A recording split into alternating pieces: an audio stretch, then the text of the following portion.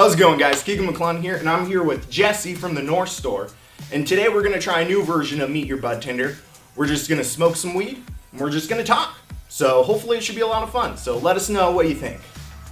Alright, so first off, the question that everyone wants to know is, what are you smoking on right now, right here today? Right here, today, I will be smoking on drumroll GOW Bud 8's Rosé. It's probably, out of all the 8s I've tasted so far, probably the most flavor-inducing out of all of them I've had. Yeah, I still got a couple out there that I want to try, but for the most part, I can't get away from it. Yeah. It's like an ex-girlfriend that treated you good. Yeah, exactly. You know, you just can't help but think of it. Uh-huh. I hope you're doing good, Rosé. Yeah, just every once in a while, I find myself just laying in bed at night, like, I wish I had some rosé. Yeah. All right. Yep. So you're gonna load that into a Swisher Sweet. Yes, sir. Yes, sir. We're gonna do is it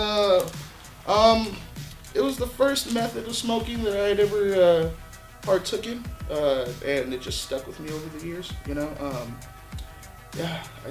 rolling a blunt is like second nature, honestly, and it's therapeutic at the same time for me.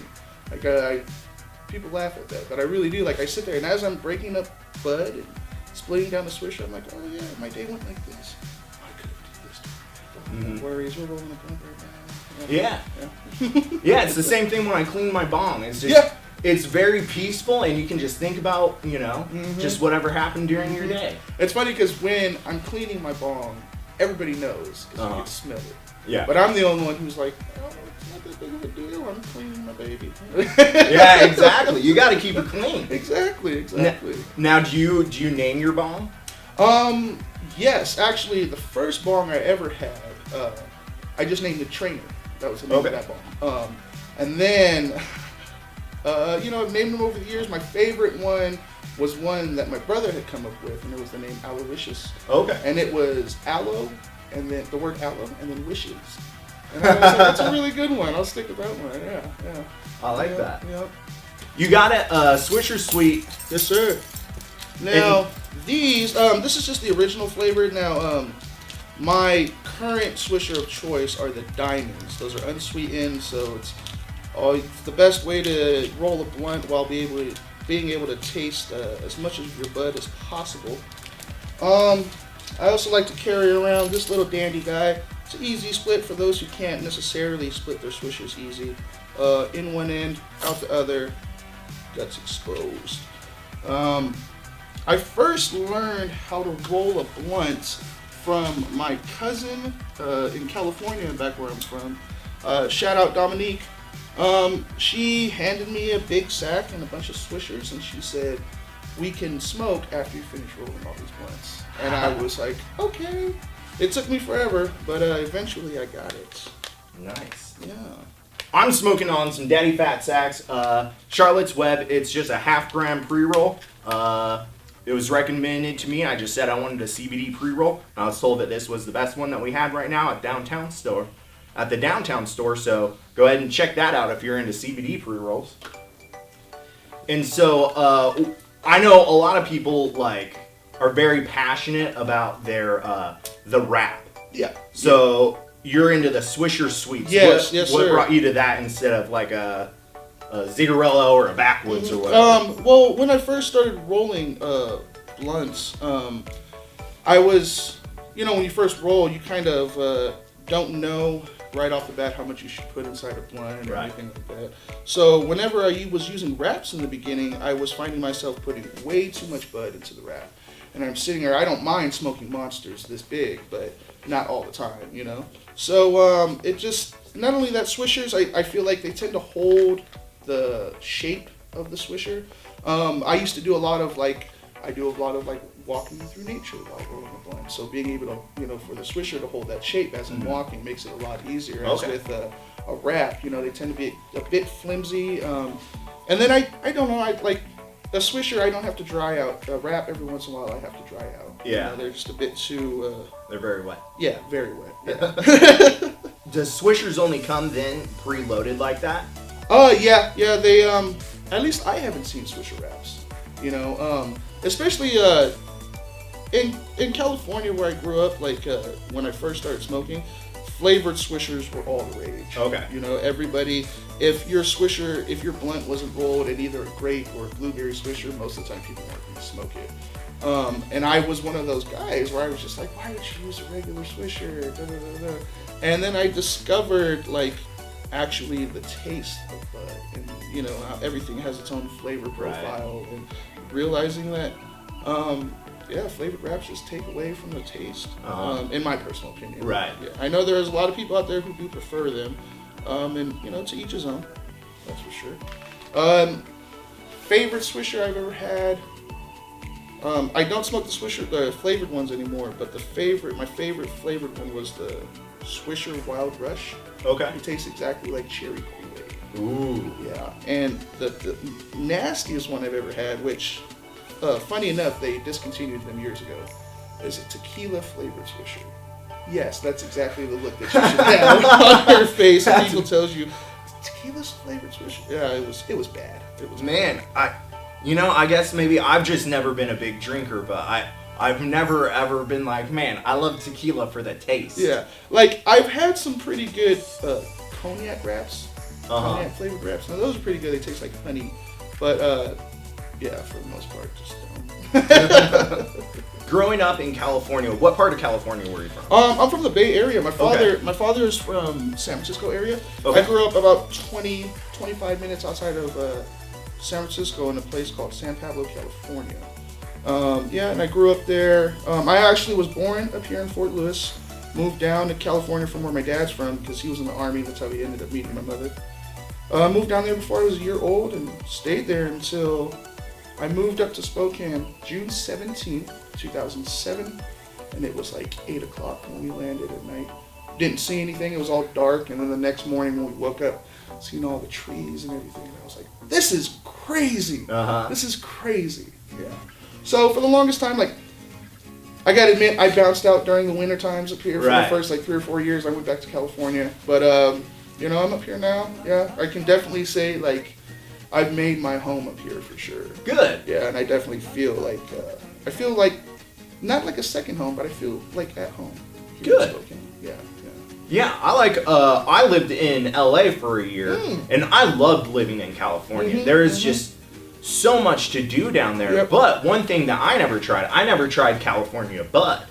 So do you notice like a difference, especially because what you would have been smoking on would be black market, whereas here everything's a lot more regulated now. Yep. And so what would be kind of like the comparisons? Here's a lighter. Thank you very much. Now the comparisons as far as back then, black market versus now, if I could be perfectly honest, I feel like there is no comparison. Coworkers and I, we talk about it all the time. Back then, you were just calling to see if somebody had some bud. You didn't ask what kind it was. Nobody knew if it was an indica or sativa. CBD was unheard of back then. And strains, good luck on getting to know what the strain was, So up here, I feel like a lot of people, people don't notice how like spoiled we are with that opportunity to be able to know exactly what we're putting into our lungs. Back then, I can definitely say I had a couple of misses where it scared me, and I was like, "Ooh, maybe I shouldn't buy from this guy." Things like that. You live and you learn over the years. I do. Especially at work, we get our California transplants who come in, and a lot of the times they feel uncomfortable because it's a new environment for them. Being able to walk into a store and see all these things that you usually have to talk to somebody on the low about. Right. And then once they find out I'm from California, I just feel the stress easily, instantly, because I understand what they're coming up here for and what they want. And I also feel like, it's easy to understand those, the people who come in and they have that specific flavor profile. Me personally, my favorite indica of all time is Mendo Purple from Mendocino County. Okay. Yeah, I've had that twice in my life, and I think by the time when my time is up on Earth, I'm pretty sure I'm gonna be able to count on one hand how many times I've had Mendo Purple. Yeah. Yeah, and this is one of those things like Good weed is everywhere if you find it, you know. But that Mendo Purple is once in a lifetime stuff, or at least for me twice in a lifetime. Yeah. Trying to chase that dragon. Yeah, exactly. So, you know, up here, every once in a while we'll get something in, and oh my god, that was amazing. Mendo Breath from Liberty Reach is one that we had got in. Yeah. And reminded me a lot of that Mendo Purple. Oh, nice. Yeah. So I smoked that until it was gone. That's for sure. Yeah. Yeah, nice. Man, that Mendo Breath from Liberty Reach, that stuff is super good. Yeah. Their Mendo Breath was delicious. Their Dosi Pie was delicious. Have you tried the frosted cherry cookies? Not yet. That's gonna be. I'm actually picking that up today. That one's really good too. I'll be picking that up today, and the gobbledygoo.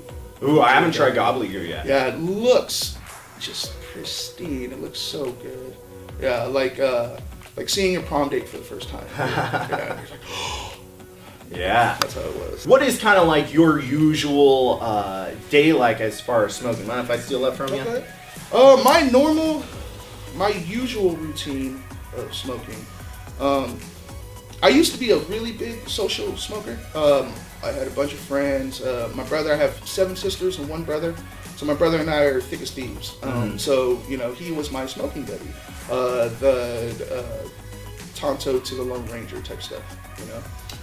And then he just made a lifestyle change. He decided to stop smoking, and all my friends decided the same thing. And for years ago, I knew that I was the only one who was going to continue on, not just smoking, but being educated on it over the years, continuing to learn about the industry, the background, and how we can make this better in the future. Yeah. You know? So these days, it's a lot of me just smoking by myself. I usually like to start off with a blunt. That's usually my way of doing things, especially wake and bake. Wake and bake blunts are my favorite. But other than that, I partake in anything. You know, dabbing. I love dabbing. Edibles are obviously some of my favorite. You know, so yeah. I haven't found anything where I'm like, that's not for me. Right. Yeah. So far, everything's for me. So. Yeah, that's what I've noticed. And speaking of education, that's one thing that I think going forward, people need to really start paying attention to is like, I mean, your THC percentage is, you know, that's kind of what's getting you high. But you need to start paying attention really to like your terpene profiles. Yeah, exactly. And, you know, a lot of, especially when this industry first started off, people were very heavily numbers driven. Right. You know, numbers for everything. There's an artist by the name of Aaliyah who came out with a song called Age Ain't Nothing But a Number. And at the end of the day, that's all those things are. They're just numbers. You know, this is where experience comes in.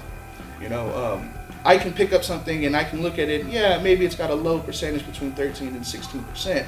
But if, you know, the bud structure is something that I look at all the time. And also just a background of the strain itself. Lineages, and, you know, things like that, where they come from, where they originated. Yeah, and then from then on, like, I've kind of, like, you know, been able to form my own, like, wants and needs as far as bud goes and things like that, you know. But the terpene profile, you know, that's one thing that me personally kind of blew me out of the water when I first started learning about it. And I'd say probably, honestly, within the last year or so, I've been really getting into being familiar with terpenes and things of that nature. I feel like this industry is destined for great things, things that are so great that we aren't necessarily able to comprehend how great and beneficial it's going to be for us. You know, it's just a lot of trial and error. You know, and for every good thing that we do, you know, one bad thing can set us back a lot. You know? Yeah. But I feel like that's where people in my position come in handy. You know, and it's our job to educate the people out there. You know, and when they say things like, you see commercials when people say things like, "Oh, have a talk with your kids about marijuana." Yeah, let them know how beneficial it is. You know, let them know. Don't sugarcoat it for them, and don't speak from one side. Speak from both sides. Yeah. Yes, it's great, but these are the hurdles. Exactly. You know, I've always told myself, like I told you, you know, 6 younger sisters. I always try to tell them all the time, you know, if you guys have any questions, just let me know. That's why I'm here. You know, that's why I learn these things. I don't learn it to keep it to myself. I'm pretty sure you don't learn, you know, just to be like, okay, I'm going to keep this to Keegan. Yeah, exactly. No one's out there learning just to be like, I'm super smart.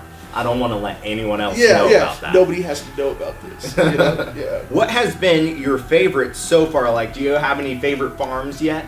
Yes, most definitely. Kudu is one of my absolute favorites. Shout out to that Candy Crush.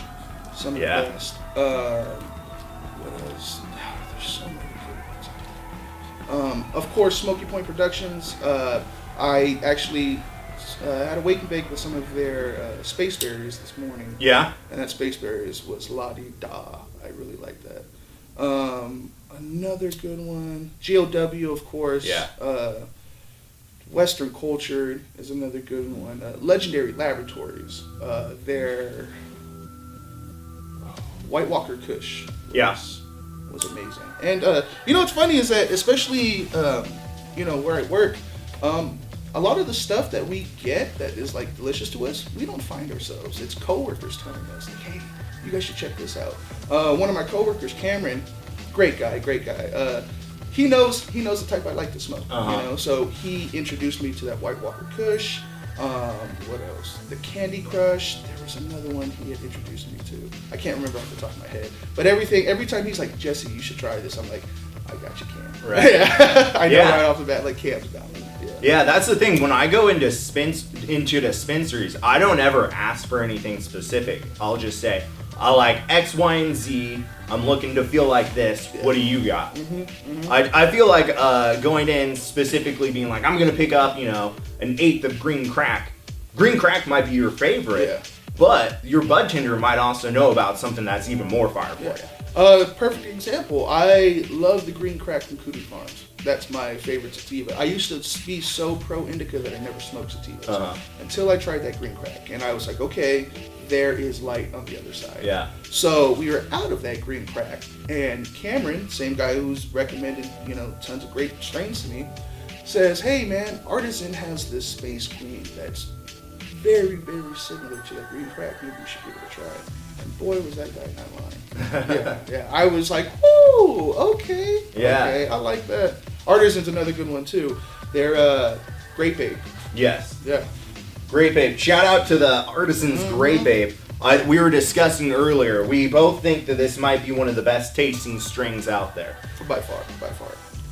That's usually, I won't lie. When I taste weed, like, I'll pick up certain little things, but I feel like a lot of stuff will taste the same unless it has like a really good terpene profile. Yep. With Grape Ape, it was just like immediate, that's a flavor right there. Yep. Nice and sweet, just tasty. And it's like, I think a lot of like, when you start getting to know the education of the industry, learning about things like terpene profiles, you get to the point where you can describe something as other than like, oh, that was dank. Yeah. Or like, that tasted like dirt. You know the flavor profile behind it and things like that. It's also why I've developed a lot more appreciation for any strains with like an earthy aftertaste. Because when you're buying from your friend and you taste something earthy, immediately you're like, what is this? I remember I used to think that a lot, and now it's just no. To me, there is no, I mean, obviously unless it wasn't fleshed right or things like that, to me there is no bad tasting weed, because at the end of the day, it's not necessarily supposed to taste good, right? But for that alone, like terpene profiles and everything, lemon strains have become some of my favorites. Yeah. Super Lemon Haze from Western Culture is one of my favorite sativas. And any form they have it in, their concentrates, their pre-rolls, their flour, their cartridges. Yeah. Bueno. Yeah. Shout out Western Culture. You did good with that one. Yes. So you said that you are an indica guy. Yes, sir. What is it about the indicas that you like?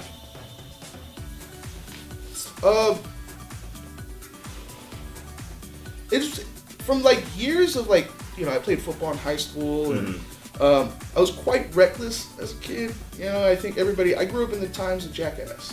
So naturally we had to be reckless. Yeah. And so my body feels that a lot more than I did when I was 17, 18 years old. And I just need, I just naturally like something that just full body, you know, and that's where I was with indicas for the longest time. But I was always that guy, you know, where I'd smoke a heavy indica and I knew it was the beginning of the day and I'm still trying to get things done, which 9 times out of 10 don't work out if you smoke an indica. Like Right. That. Yeah. So lately, like hybrids have been my thing. Yeah. Yeah. I never liked hybrids at first because I couldn't describe what I was feeling. I think that's a lot of things too, you know. If you know how to describe what you're going through, it's a lot easier to figure out what you want after that than to just be like, I don't want any of that. You know, all of that strain, I don't want any of that. Yeah. Is there a favorite strain that you have that maybe you didn't think you would really like? I could say the first time I had Pennywiser, the CBD strain from Western culture, that was the first CBD bud that I'd ever purchased. And I never purchased before because visually it wasn't something that I would usually go for. But that Pennywiser was off the charts good. Yeah. Great focused head high, just that body float that you go through after smoking those. Yeah, that was probably the one that I can definitely think of right now, like in the, you know, lately that I've had that I was like, yes. Yeah. And I remember too, I distinctly remember sitting there in my garage. I packed a bowl and I took a fat rip out of my bong, and in about 5-10 minutes when I felt it hit me, I was sitting back in my chair and I literally went, and I smiled to myself because I was amazed. I was like, that's crazy. Yeah. Yeah, it's really interesting. I just asked you in my office. That's right. It's really interesting with CBD. Like, I remember, like, first, you know, you start hearing about how cool it is, and you're like, all right, whatever. It's not gonna get me high though.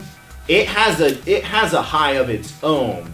It's not like a debilitating high, but it's this awesome, just great floaty feeling. Like, it literally sometimes feels like I'll take my brain out and I set it into like an aquarium, and it's just floating in the middle. Yeah. And it just feels really nice. And the one thing I love about CBD in particular is that for me, I become incredibly like self-aware when I'm like feeling the effects of CBD. Like much more like of my surroundings, of how my body is working.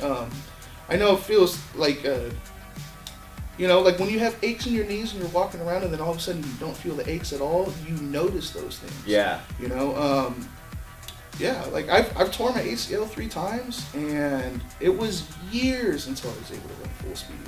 And honestly, CBD strains were what turned me on. It started off with the Charlotte's Web, and then from then the second strain I tried was the Harlequin.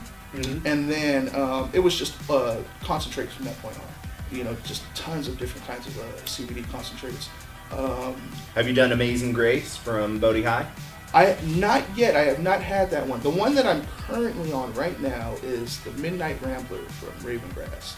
That's my current CBD concentrate right now. And then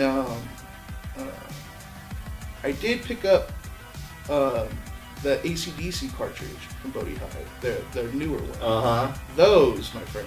Those get you lit. Yes, they do. I love those cartridges in general. They're newer, that pure platinum line that came out, whatever it was. Oh, so yeah, that one there. I had that one and the Sweet J. Sweet J was good too. Yeah. I am a cartridge fiend, and I had to stop buying the Bodhi High cartridges because you can set that airflow to 3. Yeah. I would just blow through those. I mean, we get a decent discount, but I was just like, man, I just don't have any money anymore. Yeah, that was the same with me. That's exactly what I still remember.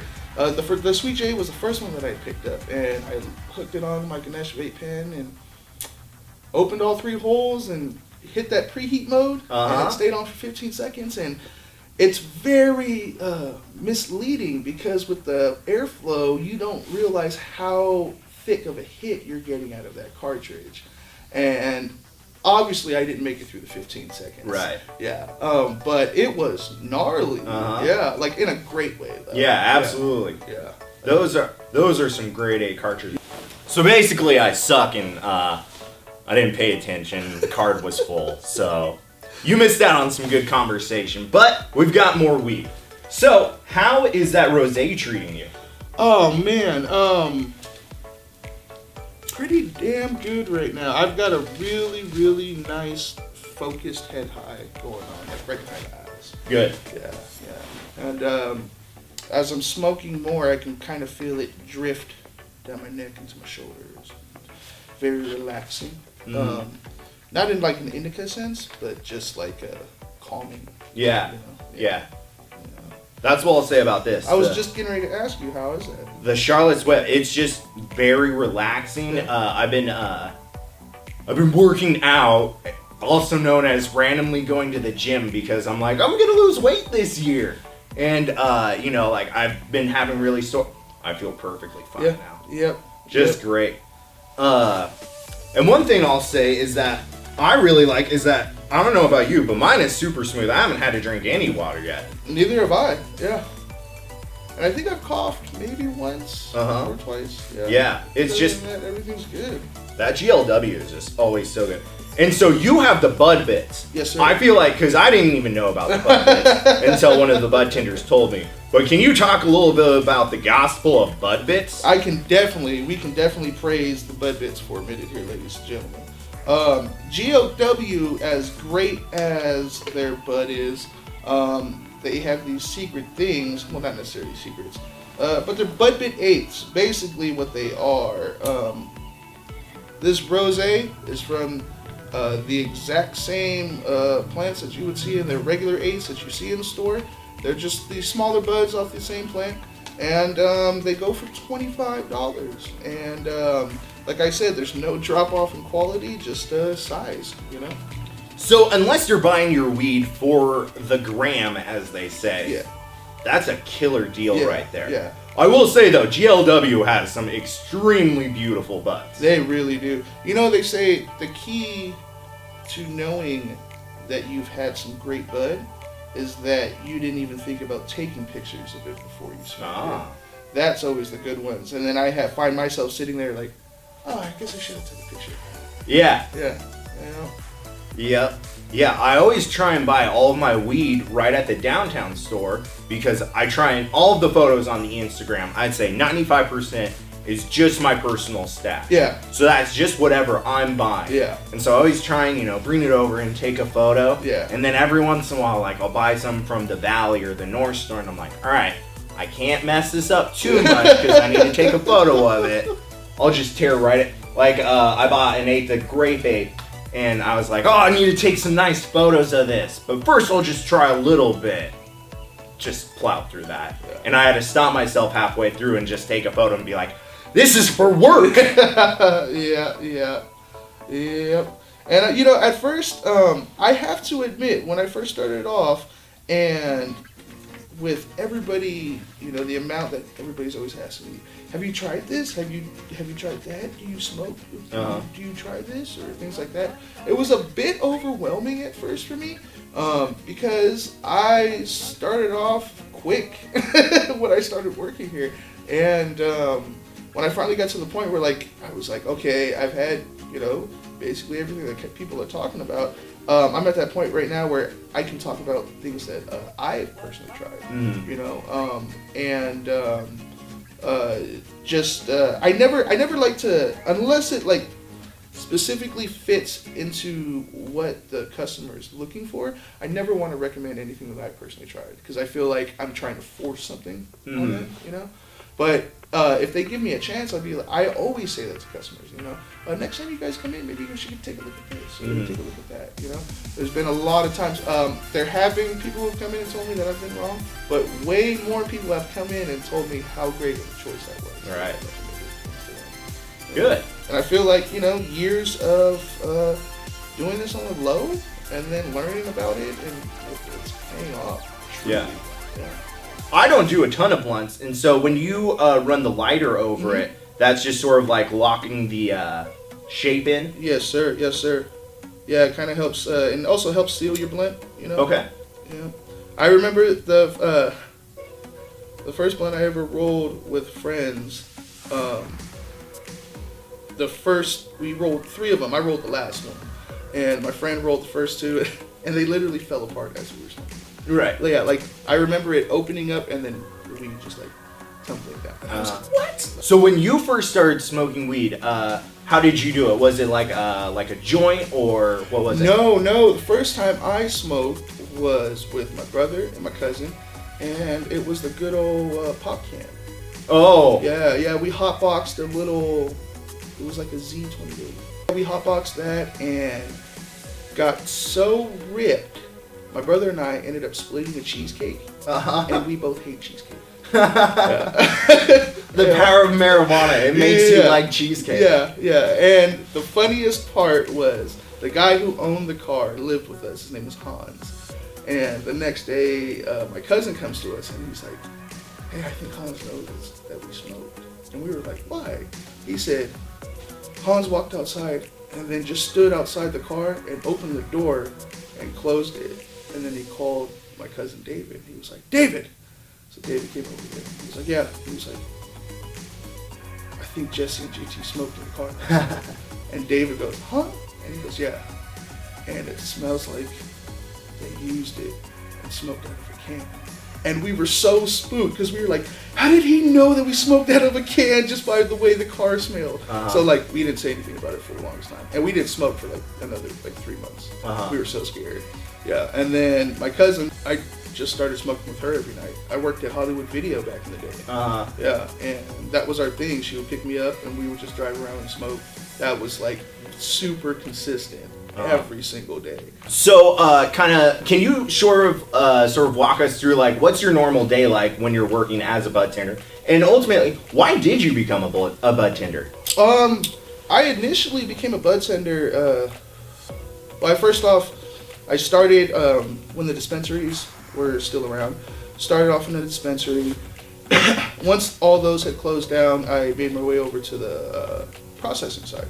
Worked for a processing facility, and I always wanted to be in the industry, but I wanted to make more of an impact on a face-to-face level with people.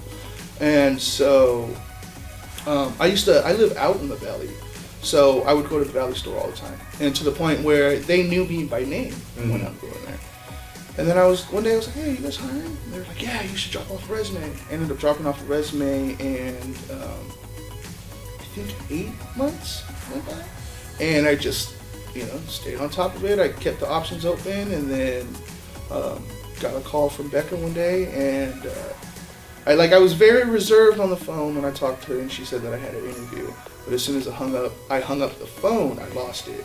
And I was in my room like, yes! Because I knew right then and there, and even though it was a first interview, I just knew. I've always told myself, if I just get that chance for somebody to get to know me, and they know how deep love for this is, It's a true labor of love. If I didn't have bills, I would do it for free.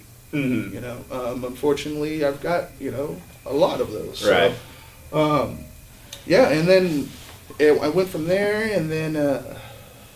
once I found out I got the job, it was just beautiful, I'd say it took, probably a month or so to kind of get the bugs out, and being nervous and things like that. But for somebody who, like me, I naturally,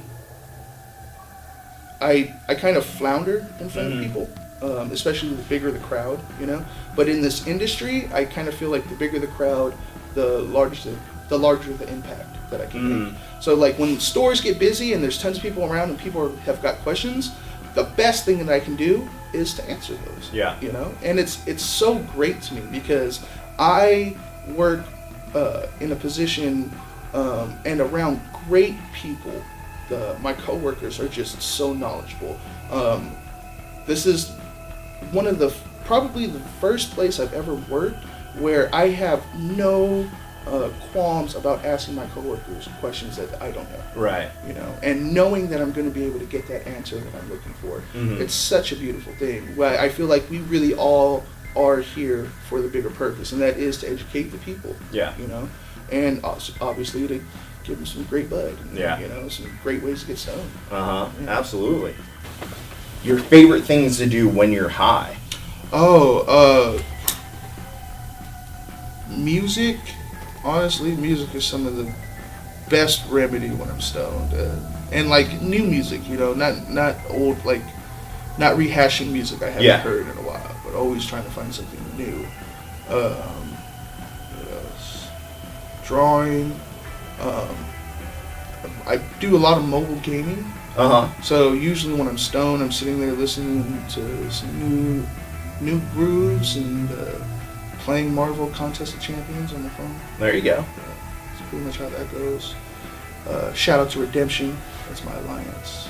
We do big things in that world. In that world. Yeah, but and it also depends. Like up here, you know, in California, we only had sun and rain. Right. You know, up here there really are 4 seasons, so it also depends on you know, how the weather is. In the summer, I try to spend as least time inside as possible. Try to soak in as much rays and do whatever I can, whether it's going, you know, out to the lakes or going out to Coeur d'Alene, doing those things. I just basically trying to, like, in the summer, especially when it's nice, I hate going to sleep knowing I didn't do everything I could that day. Right. You know, because like the sun is, we gotta appreciate it when we have it up here. Mm-hmm. You know, it's not around all the time. Yeah, exactly. Yeah. So if you were to have like just your perfect day where you could have just any weed that you wanted and you could do anything that you wanted that day, what would be your perfect smoking day be? My perfect smoking day, we would definitely start off the day, and we're just gonna stick to blunts. You know, we're not gonna get too fancy with it. I would definitely start off with some super lemon haze for my wake and bake, and I would go bowling right away. I love bowling stoned. Yeah. Yeah. The nighttime glow in the dark stuff gets a bit hazy sometimes, but yeah, just bowling. You know, in general, I love doing high. Midday, I would definitely go with some. I like orange cookies, which is a really good hybrid, and blue cookies is probably my favorite cookie strain that I've tried. I would definitely stick with that for a hybrid, and then there's got to be a hike in there. There's got to be a midday hike in there to go and enjoy nature and scenery and things like that. The end of the night, it's me, my dog Freddy, and after a blunt of some Mendo Purple. Gotta get it. And honestly, I'm just gonna Netflix. Yeah, that's a perfect end to my night right there. Surrounded by loved ones. Yeah. You know, not necessarily with me when I'm smoking. Right. Yeah. Exactly. Yep. You gotta include them in there in some way, just not necessarily what we're smoking. Exactly. Have you ever smoked with your parents or anything like that? One of them. Yeah? One of them. Yeah. Oh man, that's cool. I don't know if I can say. Now both of them are looking at each other. I know, right? Like, They're like, who was it? It was you. It was you. No, it was you, wasn't it? Yeah, one of them. Yeah. And it was funny because the one who it was said that their stuff was better when they were kids, and then was passed out on the living room couch 20 minutes later. Face down.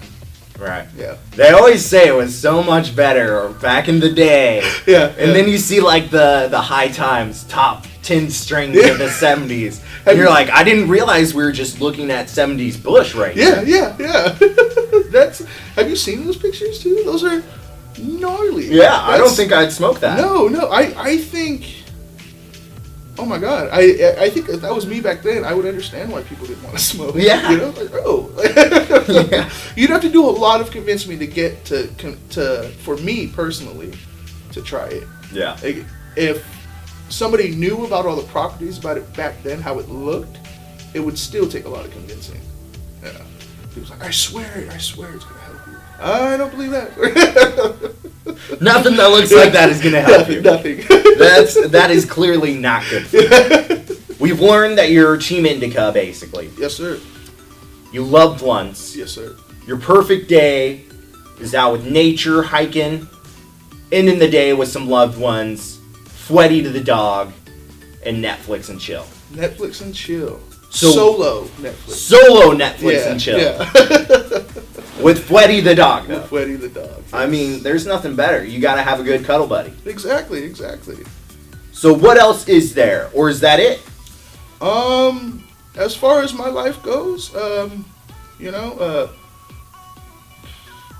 outside of Cinder, when I'm not here, my family and I, we own a company that we've owned for the last 6-7 years now. We have international background verifications. It's a beautiful thing to know that a whole family is the reason why the clock is still ticking, for everybody. And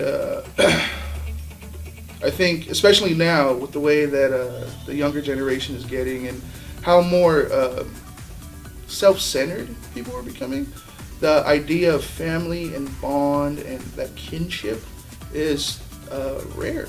Yeah. I try to stress that to everybody. I think I portray that very well, with the people that I work with. I let them know how much I care about them. I let everybody know how much I care about them every day. That's just pretty much it. I love my family. I love weed. Love life. Yeah. Love life, love family, love cannabis. Yes, I love it. Yes. Nothing better than that. Well, guys, that is Jesse from the North Store. Come on down anytime when he's working. Say hi. Say you saw us in the video. And be sure to like the video. Be sure to subscribe. Or else just let us know what you're up to. Hope you guys have a great day.